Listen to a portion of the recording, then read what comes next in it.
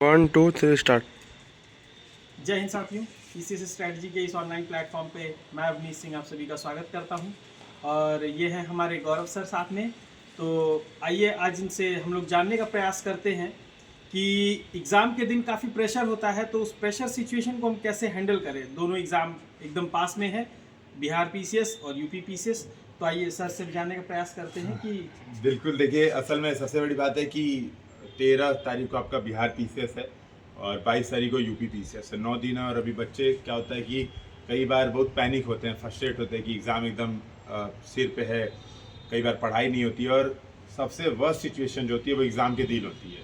Exam के दिन ऐसा लगता है कि सब कुछ भूला भूला है, कुछ याद ही नहीं आ रहा है। तो यहाँ पे ना सीधी बात हो जाती है कि जो अपने आप को काम एंड कंपोजर रख पाता है उसके सेलेक्ट होने के चांसेस अदर्स की तुलना में बढ़ जाते हैं। और यहीं पर प्रश्न उठता है कि काम एंड कंपोज खुद को कैसे रखना है। तो इसमें मेरा सजेशन कुछ रहता है जो बार बार मैंने अप्लाई किया था। एक तो जो मेरे पास छोटी मोटी वो नोट्स की किताब होती थी वो मैं लेके जाता था अपनी, ताकि क्या होता फर्स्ट टाइम में रिवीजन करने के लिए रिवीजन से ज़्यादा ज़रूरी था अपने आप को ये समझाना कि मैं रिवीजन कर रहा हूँ।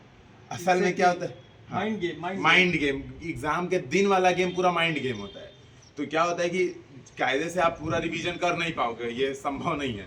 लेकिन मैं जैसे यूपी पीसीएस वाला मैं ज़्यादा बता पाऊंगा क्योंकि मैंने बिहार आज तक दिया नहीं है।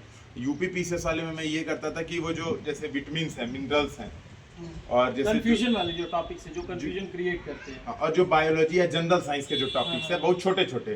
तो रमाशंकर भैया क्या कहते हैं 2 पेज का नोट्स बनाए थे साइंस वाले पे वो पिछली बार। तो उन्हीं का मैंने क्या किया था, फोटो खींच के और रख लिया था। तो वो क्या होता है, वो आखिरी समय में देखने के काम आता था। बेसिकली आखिरी समय ऐसा नहीं है कि आप कुछ पढ़ पाओगे। आखिरी समय क्या होता है कि आप अपने आप को ये समझाते हो कि हाँ मैं पढ़ रहा हूँ और एग्जाम की आपाधापी से बचे रहते हो। तो जैसे क्या होता है, जब आप सेंटर पे जाएंगे देखेंगे बहुत सारी भीड़ रहेगी, कोई व्यक्ति एकदम नए नए नोट्स लेके आएगा 200 पेज का, कहेगा वो देख के फ्रस्ट्रेशन होने लगता हाँ, है, अरे इनके पास तो नोट्स है। और सबसे ज्यादा बच्चे जो वहाँ पे आएगा ना वो ऐसे बोलेगा सब कि अरे पिछले साल ना इसी नोट्स से 150 क्वेश्चन आ गया था, मैं तो उसी दिन पढ़ के गया, मेरा हो गया।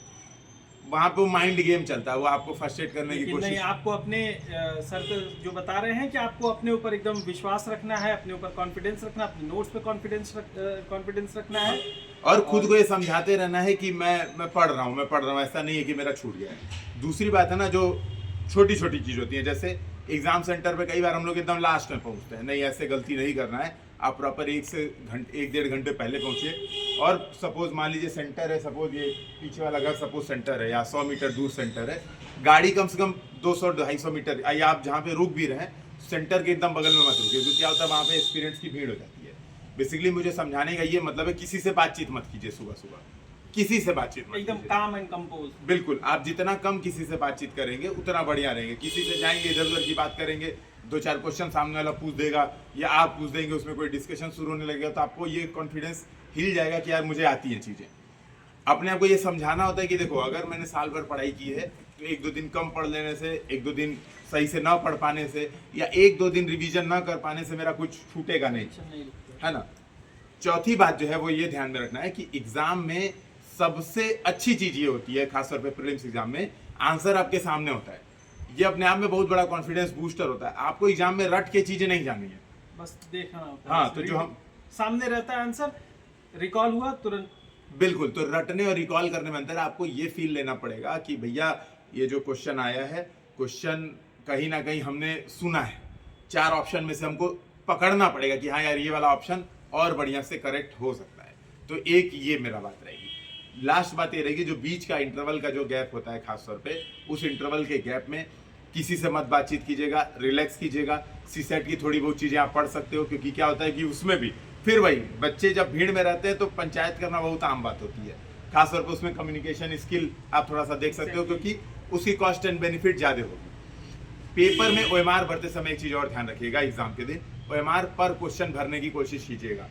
पर क्वेश्चन भरने की भरेंगे तो एक फायदा ये हो जाएगा कि आप टाइम और क्वेश्चन अटेम्प्ट का ट्रैक रख पाएंगे कि हाँ इतने देर में मेरे इतने क्वेश्चन हुए, मुझे स्पीड बढ़ा लेनी है या मुझे स्पीड सेम रखनी है या कंट्रोल रखनी है। नहीं तो कभी कभी ऐसा होता है कि एक फिलिंग मतलब गलत हुआ, पूरा 4-5 गलत हो गया। तो इस गलती से बचने के लिए ओएमआर आप लगातार भरिए।